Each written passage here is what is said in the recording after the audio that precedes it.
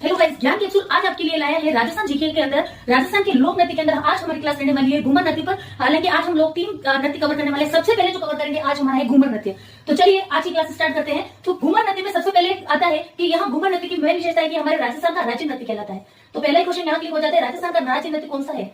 घूमर। दूसरा, इसको नृत्यों का सिरमौर भी कहते हैं। हाँ, इसको नृत्यों का क्या कहा जाता है? सिरमौर भी कहा जाता है। तीसरा, इसको नृत्यों की आत्मा भी कहते हैं। तो ऐसा कौन सा नृत्य है जिसको नृत्यों का सिरमौर कहा जाता है, नृत्यों की आत्मा कही जाती है, या हमारे राजस्थान का राज्य नृत्य कौन सा है? तो ये तीनों ही क्वेश्चन का आंसर क्या हो जाएगा? हमारा घूमर। दूसरा इसमें आता है कि इसको विकास में लाने का श्रेय किसे जाता है? घूमर नृत्य को विकास में कौन लेके आया? तो भील जनजाति को जाता है। इस नृत्य को विकास में लाने का श्रेय किसको जाता है? भील जनजाति को जाता है। तीसरा, इसको किसने बढ़ावा दिया? पहला तो ये कि ये नृत्य जो है महिलाओं द्वारा किया जाता है। ये नृत्य किसके द्वारा किया जाता है? महिलाओं द्वारा किया जाता है। और ये जब नृत्य करते हैं गाइस, तो उसमें क्या होता है कि जब महिलाओं द्वारा ये नृत्य होता है तो ये नृत्य करते समय 8 अंग का निर्माण करते हैं। अच्छा, इस नृत्य को घूमर ही क्यों कहा जाता है? तो घूमर नृत्य इसलिए कहा जाता है क्योंकि जब महिलाएं नृत्य करती है तो उनका जो लहंगा है वो गोल गोल घूमता है, इसी कारण उसको क्या कहा गया है? घूमर नृत्य कहा गया है। तो अब नेक्स्ट वाला जो क्वेश्चन बनेगा कि इसमें जो यूज आने वाला वाद्य यंत्र है वो वाद्य यंत्र कौन कौन सा है? घूमर नृत्य करते समय कौन से वाद्य यंत्र का प्रयोग होता है? ढोलक, नगाड़ा, मंजीरा व शहनाई। यानी कि तीसरा क्वेश्चन हमारा ये क्लियर हो जाता है कि घूमर नृत्य करते समय कौन से वाद्य यंत्र का प्रयोग किया जाता है? तो किया जाता है गाइस ढोलक, नगाड़ा, मंजीरा और शहनाई। अब हमारा नेक्स्ट क्वेश्चन जो आता है कि घूमर नृत्य को संरक्षित व बढ़ावा किसके द्वारा दिया गया है? घूमर नृत्य को संरक्षित करने का या बढ़ावा देने का श्रेय किसको जाता है? तो वो गाइस जाता है गणगौर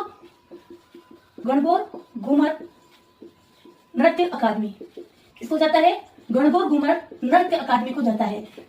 ये गाइस नहीं भूलना है, ये क्वेश्चन आ सकता है।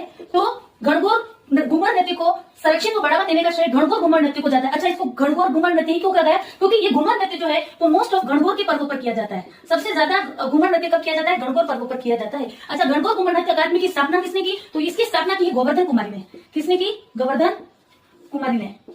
कहाँ की? तो गोवर्धन कुमारी ने गणगौर घूमर नृत्य की अकादमी की स्थापना की थी बंबई के अंदर। कहाँ की थी? बंबई, जो मुंबई है वहां की गई। और गोवर्धन कुमारी कौन है ये भी हमें पता होना चाहिए। तो किशनगढ़ की राजकुमारी है। ये कहाँ की राजकुमारी है? किशनगढ़ की। और किशनगढ़ और किसके लिए फेमस है? बड़ी ठणी चित्रकला के लिए। किसके लिए फेमस है?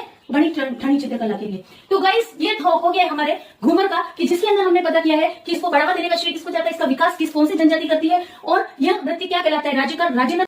तो गाइस नेक्स्ट लोक नृत्य हम पढ़ने वाले हैं तेरह ताली लोक नृत्य। चलिए तो हम पढ़ेंगे तेरह ताली लोक नृत्य। अच्छा, इस लोक नृत्य के अंदर इसके नाम से स्पष्ट है 13 ताली, यानी कि इसमें कितने तालियों का प्रयोग होगा गाइस? 13 तालियों का प्रयोग होगा। कितने तालियों का? 13 ताली। 13 ताली यानी कि मंजीरे। कितनी